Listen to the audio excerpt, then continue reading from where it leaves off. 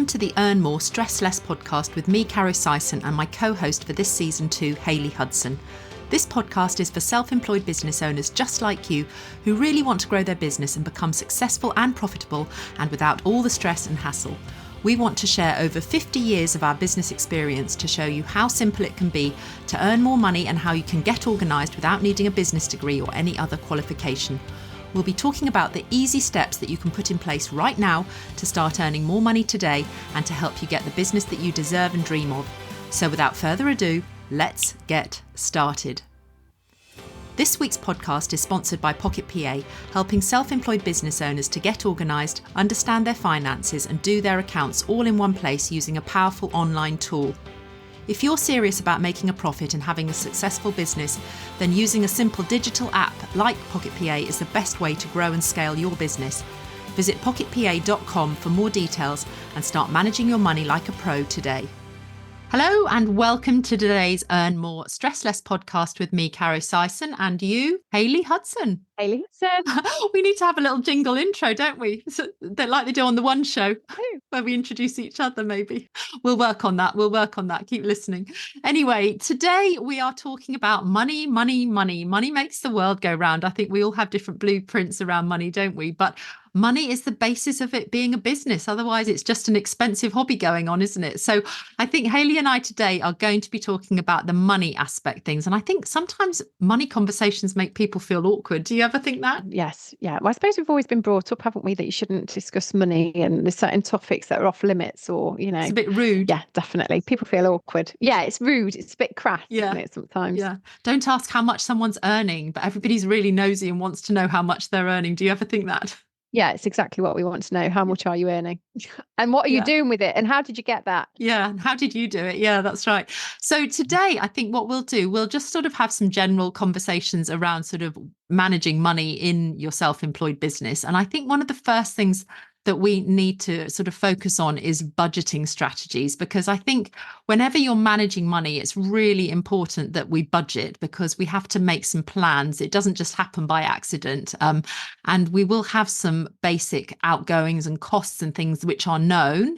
And then we will have some things which come in sort of curveballs, left field, things that are unplanned. But I think the basis of your sort of a robust foundation for your business should be that you've got a comprehensive budget, which will account for all of your known expenses, which includes your supplies, your equipment, your rent, potentially utilities, marketing, all of those outgoings and things which are all tax deductible. But what are your thoughts around budgeting? How have you done it in the past, Hayley, in your businesses? Wow, budgeting. So for me, if I've got a big project coming up or something that I want to do in terms of, repairing a property, or whether it's buying new equipment or new products, I always have a savings pot. So I'm not the type of person who likes to save for the thing. I like to be, I'm a free spirit. So I like to know that I've got a pot of cash ready and waiting to go, to be totally honest with you. So I've always, ever since I first started business, even my very, very first business, I would always put my tax away and then I'd have my savings put away. And I like to think that my savings account really just covers any eventuality, whether it be something breaks or whatever, it's ready to go. So I do budget, but I budget more from a savings point of view. Does that make sense? Like I will budget and make sure I've already got the money there for most things. So I'm not the type of person. No, if that's what you want to hear. Probably not many people are like me. I'm not just sitting there in my county house with pots of cash, but I grew up when I was younger. We didn't have very much money growing up. So I don't like to be restricted by money. I don't like to be restricted by time. Obviously, I do have some restrictions. I'm not a multi-millionaire. But I like to be ready to go, so if something is just a couple of grand, I like to think that I've got my emergency fund there. It makes me feel safe. So if I haven't got that, I find that really, really difficult to operate on. But when I was building that up, because obviously there was a time where I didn't have that, I was just really, really strict. I made sure that I lived on very, very little. I almost lived on sort of a skeleton amount. I paid myself £100 a week when I first got my salon, to be honest. Set up a big salon and I paid myself £100 a week and everything else went into savings. because to me it was more important that I had the savings for the eventualities and if things went wrong.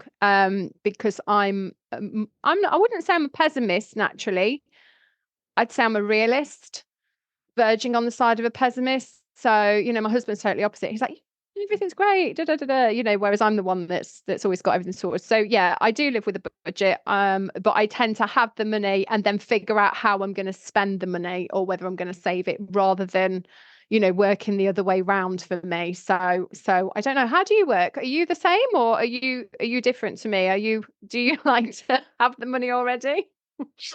Yeah, I like to budget for things in a similar way to you, but I will sort of allocate what I'm spending based on what I know is going to come in. So I'm not particularly extravagant. I'm quite frugal in most things. I'll always look for a really cost effective option and evaluate things before I spend money. So I think sort of budgeting strategies and managing your cash flow, they kind of flow into sort of the same realm, really. I think the important thing when you've got a business is not just focusing on what you've got coming in. I think it's really important to have an equal eye also on the outgoings, because you can be a great money making sort of business and be really good at making lots of money and be really good at bringing new clients in and delivering lots of new services and stuff. But if you're spending an equal and opposite amount out the other side and you're not really focusing on what your outgoings, it can very easily escalate to a point where you're like, how come I've got no money at the end of every single week and month? Where is it all going? Because you're spending it as freely as you're bringing the money in. So you might be a great money making machine, but if you're not focusing on those outgoings and those expenses and you're just, opening, I know we don't have checkbooks anymore, but you're just writing, numerous checks, you're just using these cashless transactions and you're just using your Apple Pay and you're swiping and your sort of contactless payments are just going out, out, out. Unless you actually sit down on a regular basis and look at what's going out and managing your cash flow and looking at how you're budgeting and whether you have, a finite amount for certain, outgoings and stuff, I think it's really easy for it to all get out of kilter. And that's when you start to have cash flow problems. So one of the things we put in Pocket PA was to color code things. So we've got different colored categories and things for all of your business expenses. So travel is in one color. We've got card transaction fees in another. We've got rent and utilities, supplies. So it's quite nice to actually have a look at your outgoings to see where the bulk of your money is going or whether it's evenly spread. But when you're not sort of tracking and focusing on your outgoings, when you're not looking at them, it's very difficult to actually know where your money is sort of leaking potentially if you've got a bucket that's leaking and you're spending an equal and opposite amount. So you do need to sit down and have a look at those outgoings, because as much as you're bringing in the money, your profit is only going to be based on the difference between what you've got coming in and what you've got going out. And it's important that you really have an equal amount of attention on the outgoings to be able to manage things. And there are always going to be times when cash flow is up and down. Cash flow is when you've got difficulties or ease with the flow of money in and out of your business. But I think if you're actually focusing on your outgoings, when, for example, you have an expensive month, you might have an annual subscription. So maybe you pay your insurance once a year rather than spread it out over the month. So once a year, you might have quite a large sum going out, which, is not unexpected, because you know that it's coming, but you're budgeting for it so that you've got enough money in your account that month to pay for your annual amount of your insurance, for example. But cash flow, maintaining a healthy cash flow will be enhanced by invoicing promptly, by making sure that you collect your payments, you don't have lots of debts. You're a good debt collector and you don't allow your clients or your patients to not pay you and for you to sort of just let them go, so that there's money outstanding. You need to keep on top. You need to have a system in place.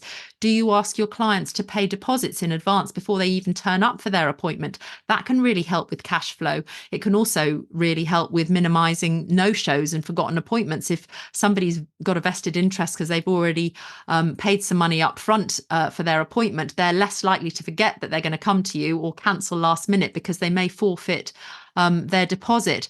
But I think that that's the basis of making sure that you've got these right systems and processes in place to manage your money. Because when you're collecting deposits left, right, and centre, and people are, giving you cash as an advance on a deposit for the next appointment, when they're sort of finishing off an appointment with you, perhaps they're transferring an amount into your bank account. And if you're not tracking that and keeping on top of that using a robust system, it's very easy for it to get out of control. If you've got, 10, 20, 30 transactions every single week accruing on top of your day-to-day work, it's easy for those things to get lost in the mix of things, I think. So I think it's important, as I say, we go back to what we were talking about last week about the right systems and processes to track your finances, because they will help you manage your cash flow. And when you've got a system, like Pocket PA, where we show you your profit dial, you're able to see what money is left for me each week and each month. Can I afford to buy that extra piece of equipment? Can I afford to put that deposit down for the course that I want to go on? You actually start to know what you can afford to buy in your business. But just by looking down a list on your bank statement and looking at entries coming in, going out, that doesn't necessarily give you a proper real-time bird's eye view of what's going on in your business regarding your profitability. And that's why I think it's important. That's the difference between checking your income and your expenses on your bank statement and using a tool and a system to enable you to actually see and understand what's going on in your finances. Does that make sense? Absolutely. I think that's the thing, isn't it? Business isn't difficult or complicated. As long as you take the legwork out of it. I mean, there is no point sitting there with a highlighter going through every single transaction on your bank statement when you can pay a few quid and something can do it for you, and I think, I just think it's so important. I think we're so lucky now to be able to do that. And to be able to take that overwhelm away from people. And it just saves you so much time, it saves you so much process, saves you so much money, effort, energy, upset, just get it to do it for you. I think that's the main takeaway from that point really on cash flow, isn't it? Just, be reactive, look at it, make sure you actually look at it. Don't be an ostrich. Don't bury your head in the sand. It is really important. You do need to look at these numbers. And like you say, it's not just about getting the money in. If you have got a big bill coming out one week, don't go and buy something fancy that week. You do have to pull in your belt and not go bonkers and keep spending stuff. You can't just blindly keep spending because you're a business owner. That's the quickest way to disaster, isn't it, really? You do have to keep an eye on these things, and that's it. It's just simple. What's coming in, what's going out. Keep an eye on it. I think that's one of those myths when you start a business, that you think that you're just sort of an ATM machine and that you can just keep taking money out of your business. But that isn't how it works. It's not like that at all. No, you're more successful if you leave it in. That, don't keep taking the money out of the business. Leave it in when there's a nice big pot of it. So then go shopping. Wait until you feel secure. Have a nice safety net in it. Then you can have a good night's sleep. There's nothing worse if you don't know if your bank's going overdrawn, or if somebody's going to pay you or not. It can be very stressful, especially if you've got a family depending on you or mortgages to pay. If you want to have a stress-free business, keep an eye on the cash flow. It's as simple as that. And one of the things when you're self-employed, a lot of businesses have seasonal peaks and troughs, don't they? Because, that just goes according to the time of year. Christmas time, people can often be really, really busy up until sort of Christmas, and then January, nobody's got any money. So quite often they're not spending money in a service-based industry. So you need to take that into account when you may have more money coming into your business, and you need to budget times when it might be leaner on money coming in compared to when you might be much busier in the run up to Christmas. So you need to then plan on putting some of that money aside to be able to afford things to still put food on the table and pay your bills in January. And the same in the summer months as well. Sometimes people are super busy in the summer because it's a seasonal business, perhaps. You might be super busy in the summer with spray tanning or something like that. But, come October, November, run up to Christmas, most people are probably wanting a spray tan for their party dress, but there are going to be different peaks and troughs for most business owners.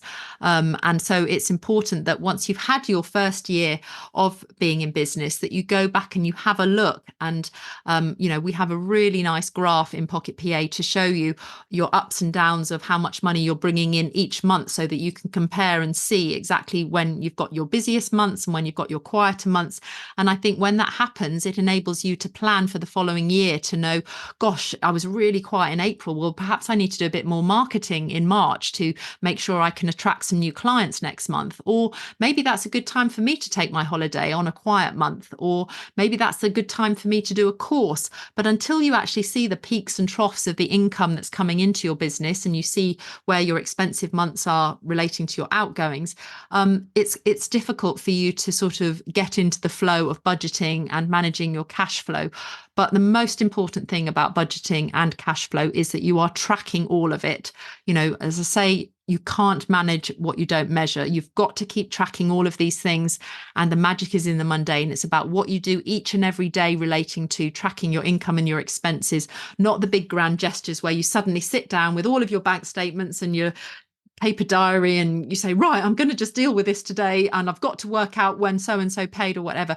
Do it each and every day. Don't make it sort of an end of week overwhelming or end of month task, which you absolutely dread, and you get yourself all up in knots and get yourself all tied up in. It's something that you can do each and every day. It becomes very not bothersome at all if you do little and often. But when you leave it as a big task, it can often become overwhelming, and you don't even want to get started on it because it just seems too stressful and too anxiety laden. So one of the other things I think we also have touched on before, but it's really important when we're talking about money, is our tax time, putting money aside for taxes. Just as Christmas comes around on the 25th of December every year, so will your tax time, when you have to submit your tax returns and also when you need to pay your bills. So it's really important you set aside regular money on a consistent basis in order for you to be able to pay your tax obligations. Because when you are self-employed, unlike when you are employed and that tax is taken out at source and you get what's left over and the tax is already paid at the end of the month when you get your paycheck, when you are self-employed, you will collect all of the money on behalf of the tax man, and then there will be a tax calculation, and you will then be expected to pay your tax bill twice through the year, on the 31st of January and then again on the 31st of July. And it is your responsibility to be able to have that money set aside to make those payments. The tax man isn't fussed how you do it, whether you pay it, whether you've been setting aside little amounts, little and often, or whether you're just going to suddenly find that money. He doesn't care. He just wants to know that it's all being paid. So you don't want to get caught out. You do want to have longevity of your business. So it's important that you can afford to pay your tax bills on time, because you don't want to be wasting money with penalties. They become expensive liabilities that you don't need to waste your money on. Have you ever been caught out with a tax bill, Hayley? I haven't actually. No, I've always set money aside. I did once get fined for being late with my VAT submission, but I'd actually been in hospital and had to have an emergency procedure, and they were very kind when I spoke to them. So the one thing that I would say is, if you are having problems, because it can happen, whether it be through health or finances, speak to the tax office. Don't be afraid. You will get a human being there, and if there is something that is a real life circumstance, it happens, things happen, do speak to them. Don't sit there and be terrified.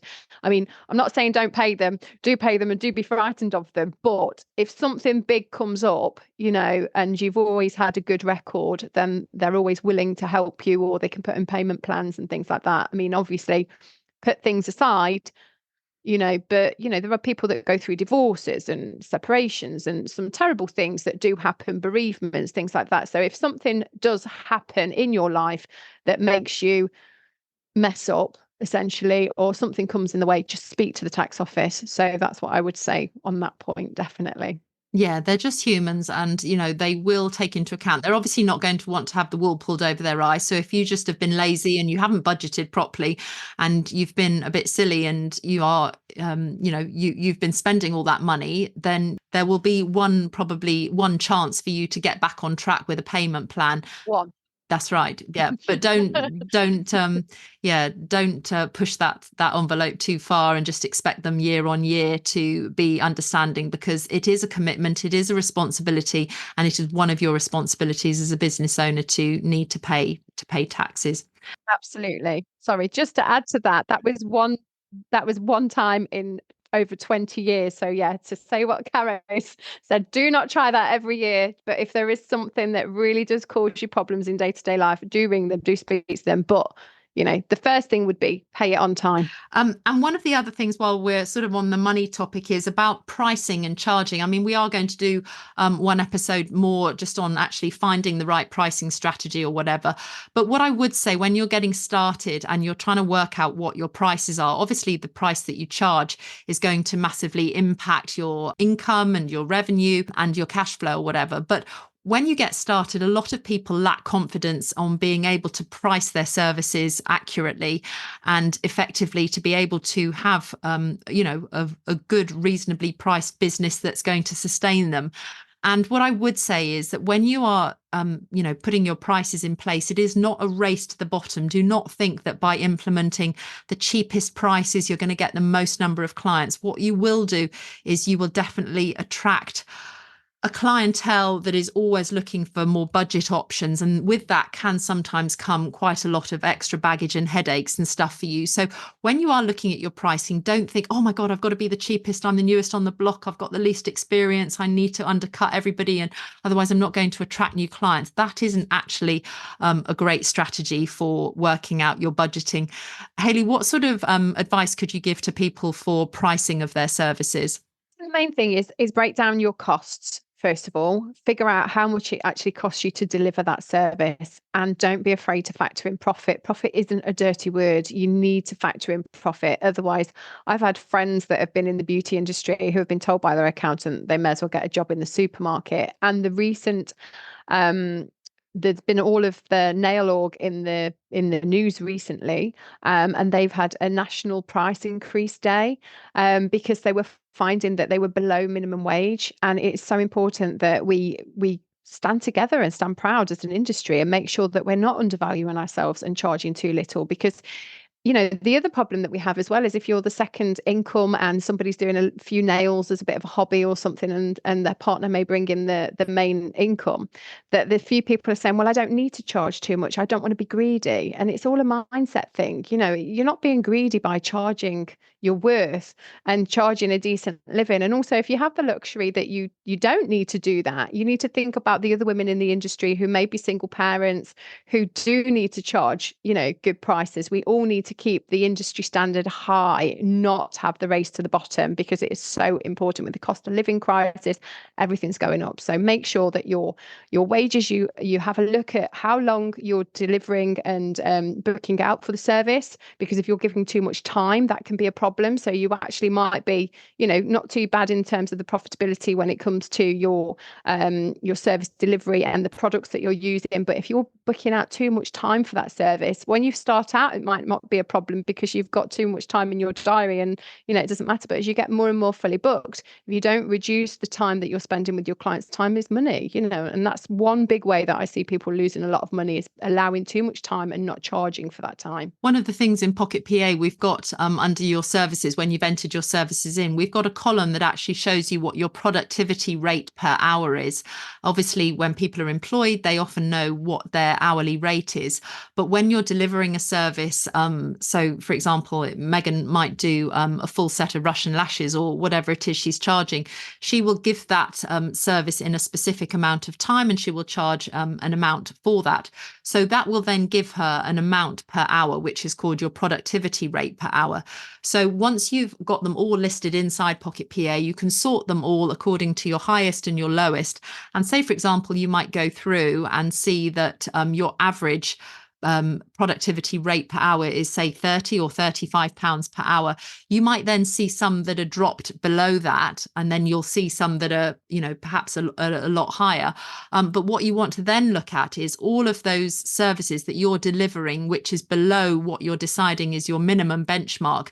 you need to have a look at those services and think, right, do I need to increase those prices, or do I need to speed up the amount of time that I'm delivering those? Because one of those two things, by changing that, will actually increase the productivity rate per hour. So am I charging enough, or am I taking too long to deliver that service?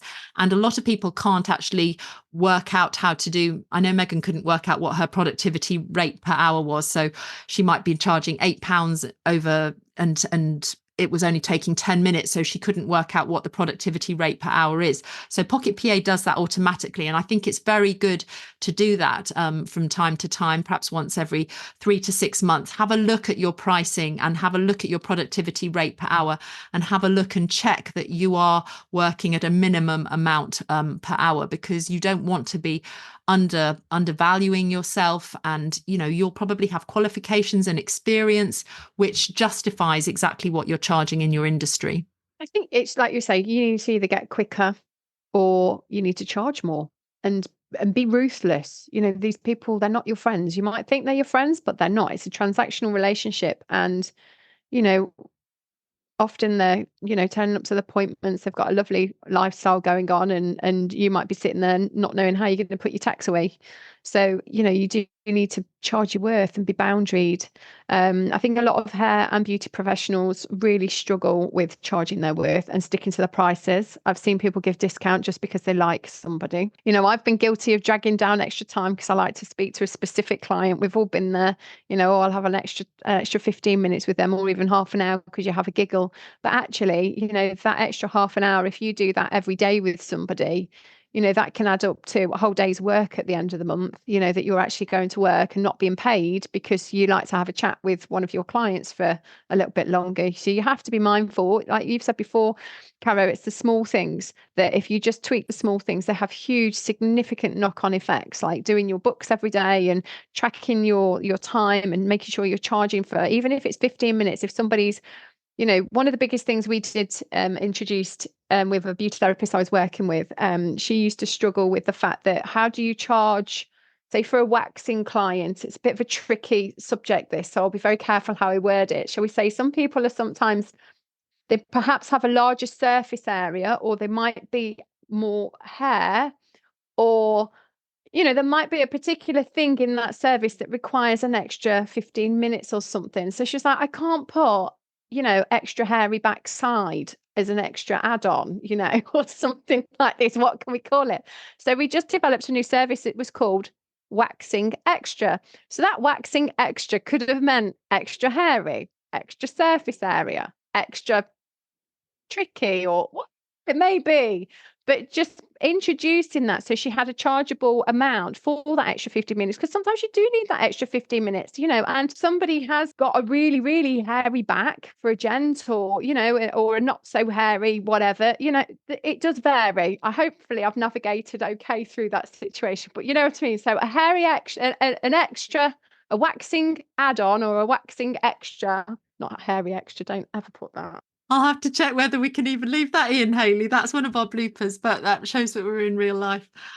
But I know that you sometimes do time audits with your therapist. Tell me about how that works. Yeah, absolutely. Yeah, so we go through their diaries and basically have a look and see where they're losing time with their clients. So it might be that you're dragging out extra time in your diary because somebody requires a little bit longer for their service, and it's just really important that you make sure that you're charging for that extra time. So create an additional time add-on that you can charge for, whether it be £5, £10, £15, or whatever you decide that amount needs to be, just so that instead of dragging that down and allowing the extra time and not charging for it, you've actually got an extra service that you're adding on in there, so that you know that A, you need that extra time, and B, it's being charged for, and that client knows that they're having an extra part of a service. So it's really, really important that you are charging for any extra time that you need. And if you are adding extra time just because you simply like somebody, maybe you need to be taking that time out of your diary, especially if you are fully booked, because you could be losing thousands of pounds every year. You could be going to work for a couple of days a year for absolutely nothing, just because you like to talk to Jill for an extra half an hour while she has her nails drying or something, and really at the end of the day, would she do the same for you? Would she be prepared to go to work and not get paid so she can have a good chat with you? You need to look at it like that. I think that's the one big thing when you're self-employed. Time is money. Your money and is often contingent on the time that you're giving out. You're exchanging your time for money in a lot of service-based industry. So you need to be very mindful of how your time is being spent. People think, oh, money, money, money, but actually your time is one of those commodities that you can never buy back. So time and money and the time that you spend with your clients to receive that money is really important. They're all intricately linked. So I think that pretty much covers a lot of the subject on the money this week. Thank you so much again for joining Hayley and I on the Earn More, Stress Less podcast. We're going to look forward to chatting with you again next week.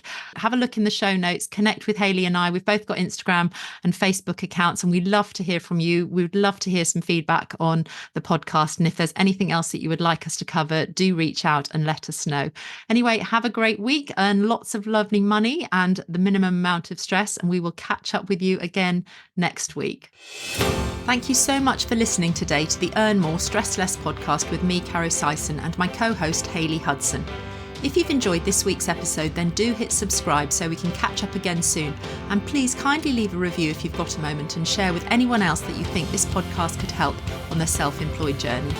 If you're ready to make bigger breakthroughs in your business life and want to get way more organised and understand your finances the really simple way, then start your very own 14-day free trial today using the super powerful software tool Pocket PA that I made for my own son and daughter.